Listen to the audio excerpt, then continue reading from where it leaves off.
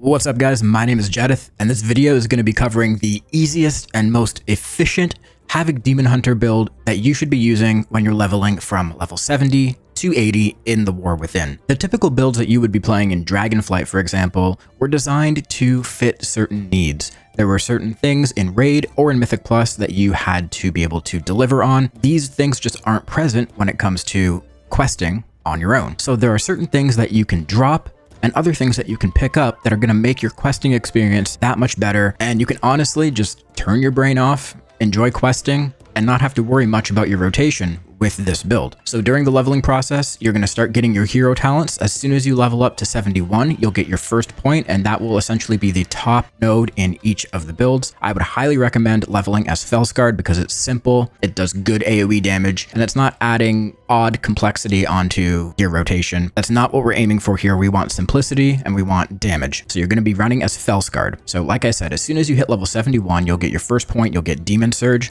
And then as you unlock more points as you level up, you'll get 1 point per level. Prioritize putting them into the damage nodes first, and then put them into the utility whenever you need to, so you can progress further down the tree. You don't have much choice or order to go in, just put them wherever you can. When it comes to the choice nodes though, I would suggest taking Pursuit of Angriness. This is just going to make your move speed a bit better and helps you move from pack to pack all that much quicker. For your defensive choice node, it's probably just better to take more Leech. You can't really go wrong with that. The other node is very, very small when it comes to your damage mitigation, and it's just not going to be worthwhile when you're solo questing, killing mobs quickly and not taking much damage. And the final choice node in Fel-scarred, you have the choice of either Student of Suffering, which gives your Sigil of Flame a mastery buff whenever you use it and gives you some fury as well, or you can take Flamebound, which increases your Immolation Aura radius by 2 yards, and increases the critical strike damage bonus of it by 25%. We are going to be choosing Ragefire in this build, so it's probably just best to take Flamebound. It's passive. It's going to make your Immolation Aura do that much more damage, and your Ragefire in turn will also do more damage. Okay, so now that we've covered the hero talents, let's start over on the class tree. Now on the class tree, there probably are some things that you could change if you want, but what I've done here is I've prioritized things like move speed. So we made sure we got Pursuit. So Mastery increases your movement speed. If you look at your Mastery on your character right now on Dragonflight, if you have a max level Havoc Demon Hunter with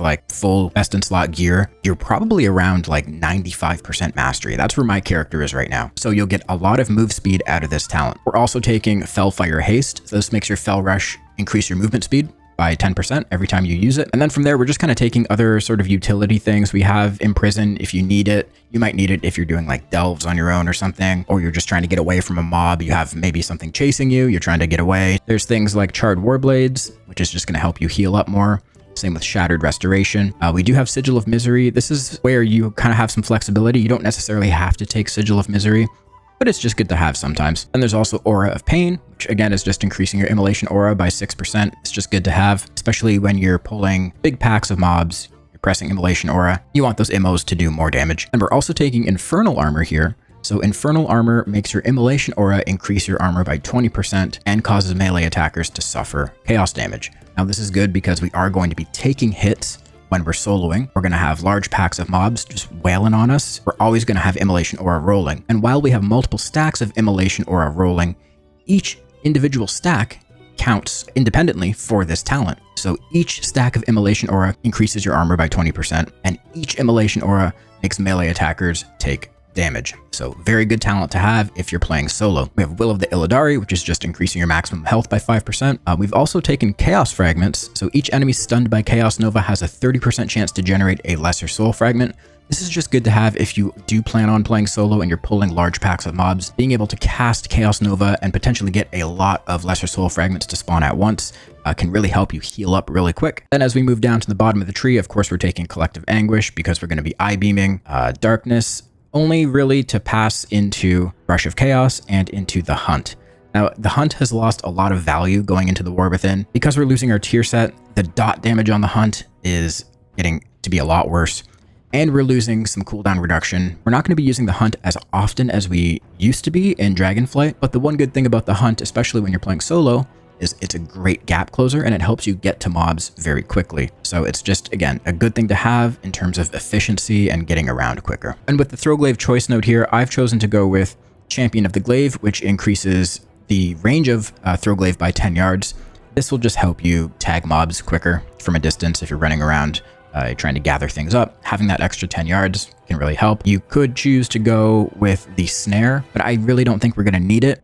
Snaring mobs is useful for most people, but the difference with the Havoc Demon Hunter is because we're going to have all of this just natural move speed ourselves on our character, we'll be able to outrun most things anyways. So snaring is just kind of overkill. All right, and now let's look at the spec tree. Again, there's some choices that you can make here. You don't have to take exactly this setup, but I'm going to explain the choices that I made, and maybe it'll help you, make decisions for yourself. And before we start digging into this, I do want to mention that there are going to be options for no mover and movement builds. So if you're partial to playing no mover, if that sounds appealing to you, this is definitely one of the times where you're going to be able to play no mover and not be all that punished for doing so. So starting at the top of the tree, we're going to take all of the classic talents here. We aren't going to be taking the throw glaive talents. Now, this is something that you can choose to do or not to do.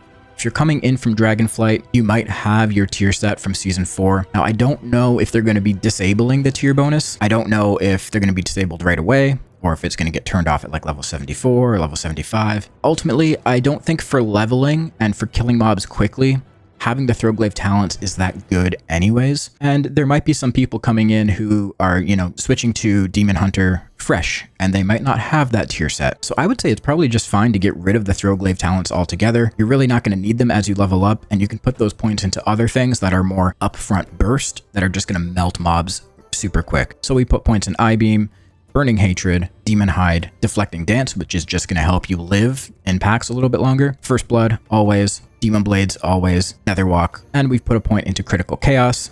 This point would usually be spent in Accelerated Blade, but because we're not taking the Throw Glaive talents, we're going to put it into Critical Chaos and just buff our Chaos Strike a little bit. Now, over on the right side, we're taking Trail of Ruin, obviously. 2 points in Dancing with Fate to make our Blade Dance do a lot more damage. We're going to take Growing Inferno. We're going to take Burning Wound. We're going to take Rage Fire. There could be an argument where Rage Fire might not have as much value as you would think because mobs are going to die quickly and your Rage Fires might end up exploding onto nothing. But I would argue that even if your Rage Fires aren't exploding on the initial pack of mobs that you're pulling, if you're going into another pack of mobs quickly enough, you might still have enough time for that initial Rage Fire to explode onto the new pack of mobs. So I would say it's probably safe to take this.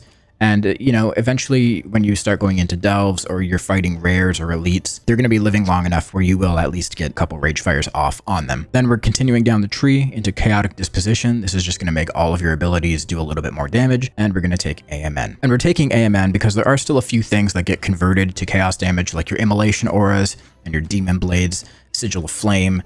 And this is still just good to have. So we're going to put a point into that. Down the middle of the tree, obviously Chaotic Transformation. This makes it so whenever you press your meta, you're going to reset the cooldown on Blade Dance and I-Beam. We're also going to take Furious Gaze. This just gives us a chunk of haste whenever we fully channel an I-Beam. It's super good to have. Initiative is going to give you the critical strike chance every time you engage a new mob. And this is happening all the time when you're playing solo. Whenever you pull a new pack, whenever you engage a new mob, whenever something automatically comes into your vicinity and you just tag it, this is going to give you a crit buff. And because we're getting crit, that synergizes with Know Your Enemy. So whenever you get crit strike chance, that crit strike chance is converted into critical strike damage bonus through Know Your Enemy. So crit is very good for us to have. Now, just because we're taking initiative, this doesn't mean that you always have to be vengeful retreating. I know a lot of people are kind of looking for something with less movement. So I would say even just taking initiative and getting the critical strike bonus just by engaging new mobs is going to be well worth the point. You don't have to be pressing Vengeful Retreat on cooldown, but it does help. But again, you don't have to do it. We're going to put a point into Tactical Retreat just to get down to Unbound Chaos. This is going to help us do damage to big packs of mobs through Fel Rush. And because this is kind of a brain off, just big blast, kind of low effort build, we're putting 2 points into Blind Fury so we can try to bolster up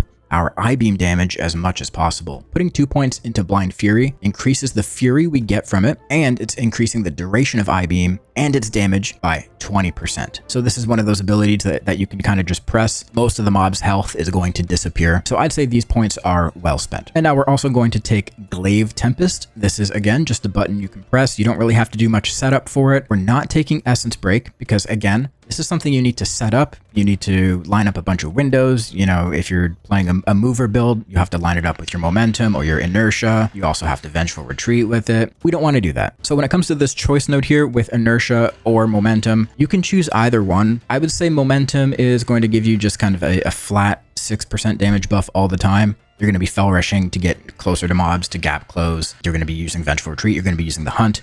All of these things give you the momentum buff. So if you would prefer to keep it low effort, you can totally take momentum. Inertia is just better, but it's going to be something you have to keep track of. You have to make sure that you're, pressing immolation aura and then fel rushing to spend unbound chaos to get inertia. All depends on how much attention you're willing to spend when it comes to your combat while you're leveling, but it's totally up to you. You also just don't even have to take either of these talents. You can take a point out of inertia or momentum, and you could put this point into inner demon. So this is essentially a low mover build, like I mentioned at the start of the video. This is not requiring you to use fel rush. You do still have initiative and tactical retreat, but like I said, you don't have to be pressing those on cooldown to really benefit from them when you're questing solo. So you can put this point into inner demon, and this is just going to give you some AoE splash damage whenever you get into demon form. Inner demon is going to be a better option in this situation than restless hunter, because things are going to be dying probably within one demonic window when you pull them. So inner demon will actually be doing more damage on mobs you're pulling rather than restless hunter, which is just increasing your blade dance damage after you leave demon form. Presumably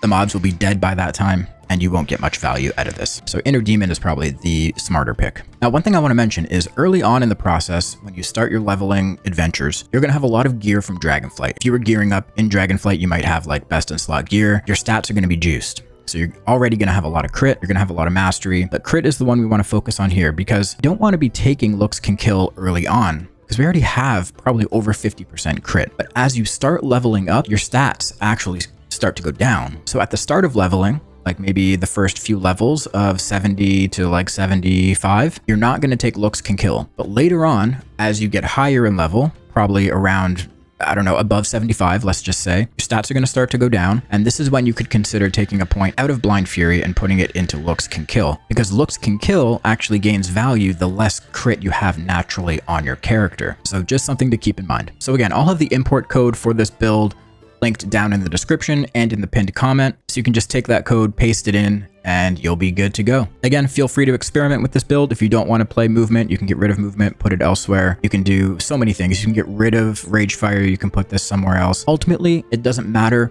It's more about crafting a build that sort of suits your playstyle as you're questing through all of the new zones. If you want something a bit more engaging, you can make talent choices to sort of appease to that. If you want something a bit more hands-off, you can also make choices for that purpose. All right. Thanks for watching, guys, and I'll catch you next time. Peace.